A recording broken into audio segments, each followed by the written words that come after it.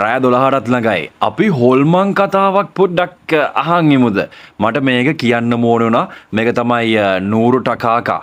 නැත්තම් කුවේටින් ප්‍රසිද්ධ සිංගර් කෙනෙක්ට වෙච්ච ඉන්සිඩන්ට් එක. හරිද? ඔයගොල්ලන්ට පේනවා ඇතිනේ වෙලාව. අනිත් පැත්තට වෙන්නේ හරිනේ. ඒ කියන්නේ 12ටත් කිට්ටුයි. හරිද? මම දන්නවා මේක මෙහෙම කතාවක් ඕගොල්ලෝ බලලා දෙනවා කියන්නේ මේ වෙලාවේ සුපිරියා. ඒ කියන්නේ හොරර් ෆෑන්ස්ලට මෙහෙම එකක් දෙනවා කියන්නේ ෆුල් චිල් මම දන්නවා. හරිද? නූරු ටකාකා කියන්නේ කුවේටි සිංගර් කෙනෙක්. මෙයාට බෑන්ඩ් එකක් ඉන්නවා. හරිද? ඒ කියන්නේ සින්දු කියන එක්කෙනෙක් මෙයාට බෑන්ඩ් එකක් ඉන්නවා. මෙයා ගෑනු කෙනෙක්. මෙයාට ඉතින් බෑන්ඩ් එකක් ඉන්නවා. මේගොල්ලන්ට එනවා ස්පෙෂල් ඉන්විටේෂන් එකක් වෙඩින් එකකට එන්න කියලා. මාර මාලිගයක වගේ පට්ට ගෙදරක. හරිද? කොහොම හරි මේගොල්ලෝ ඉන්විටේෂන් එක පිළිගන්නවා. මේගොල්ලෝ ඉතින් දැන් මම ෆාස්ට් ෆෝවර්ඩ් කරලා කියන්නේ. හරිද? මේක අවුරුදු 30කට කලින් වෙච්ච කතාවක්. හරිද? මේගොල්ලෝ ඉතින් සුපුරුදු ලෙස මේ වෙඩින් එකට යනවා. ඔයගොල්ලෝ දන්නවා ඇතිනේ මුස්ලිම් කට්ටියගේ වෙඩින්ස් වල ඒගොල්ලෝන්ගේ දවස් කීපයක් තියෙනවා කියලා. ඒ කියන්නේ අර වෙඩින් එක දවසින් අරගෙන ඉවර නෑ. දැන් සිංහල අයගේ වගේ එහෙම ඉවර නෑ. හරිද? දවස් 5ක් 6ක් විතර යනවා. හරිද? ඒ කියන්නේ එක චාරිත්‍ර ගොඩක් දවසකට එක චාරිත්‍ර ගන්න. කොහොමද මේකෙදිත් එහෙම චාරිත්‍රයක් තිබිලා තියෙන්නේ. මේකේ මනමාල විතර සහ ගෑනු කට්ටිය විතරයි මේකේ ඉන්නේ. හරිද? ඒගොල්ලෝ අර ඇඟ වහගෙන පල් හැරනකම් වහගෙන කළු කබාය වලින් ඇස් දෙක විතරක් චුට්ටක් පේන ඔන්නෝම සීන් එකක් තිබිලා තියෙන්නේ. හරිද? සමහර අයගේ මූණ පෙන්නලා තියෙනවා කියලා කියනවා. හරිද? බ්‍රයිඩ්ගේ නැත්නම් මනමාලිගේ මූණ පෙන්නලා තියෙනවා. කොහොම හරි හරිද? වෙලාව දැක්කනේ. හරි.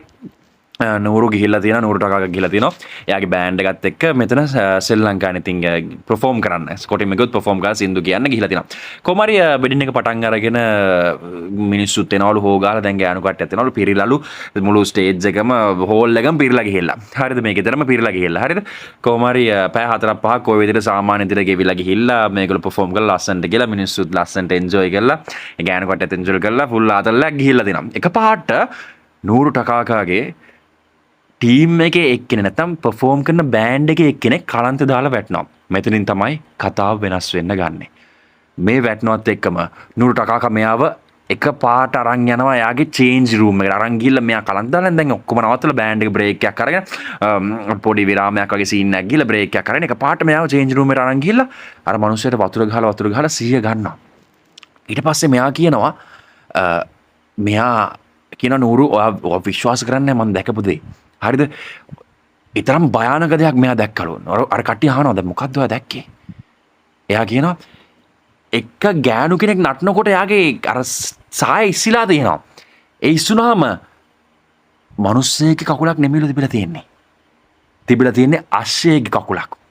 අශ්ව කකුලක්ලු තිබිලා තියෙන්නේ. ඒක දැකලාලු මෙයා කලන්ත දැම්මේ. ඊට පස්සේ බෑන්ඩ් එක අනිත් කට්ටියත් කියන ඔව් මමත් අමුතු දේවල් අපිත් නෝටිස් කරා. හැබැයි ඒවා හයිලයිට් උන්නේ නැහැ ලොකුවට වැඩි කියන්න ආන මොකද මේවා සාමාන්‍යයි කියලා අපි හිතා